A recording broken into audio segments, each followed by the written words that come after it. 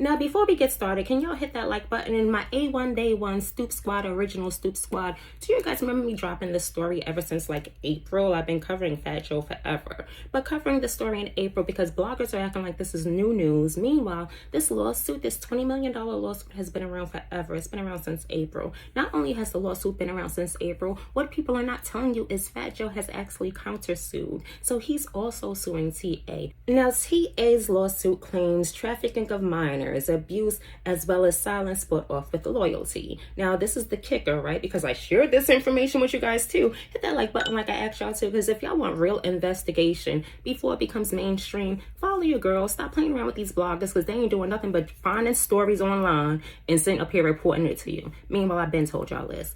But allegedly, there's a whole goddamn audio running around online. I heard it, but I ain't about to play it for y'all. But TA is sitting up there having a conversation with one of the victims, allegedly having a conversation with one of the victim's friends. And the friend is confirming exactly what TA's saying, honey. But that ain't none of my daggone business. Now we have TA's lawsuit claiming that Fat Joe was dealing with women who were younger than 15, allegedly buying BBLs for these young girls. Victims...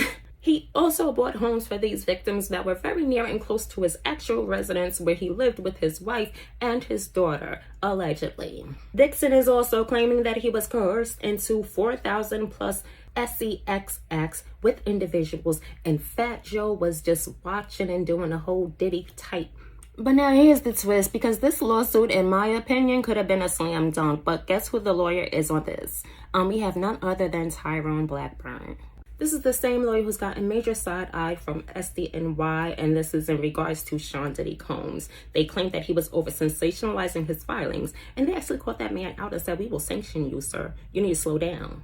But now we have Tyrone Blackburn. He's back inside of the courts. He's bringing overly sensationalized mess to the courtroom, and I think this one right here, I don't think it's going to be a slam dunk. Because in my opinion, this is a strong case. If you guys have been following this story forever, you know this is a strong case. However, the sloppy strategy, honey, and that lawyer, I don't even know why you went with that lawyer as opposed to another lawyer. That's a whole nother story for a whole nother day. But if this flops, this is not going to be because it's a full story. This is going to be because the messenger, aka Tyrone Blackburn, added so much over sensationalization to this.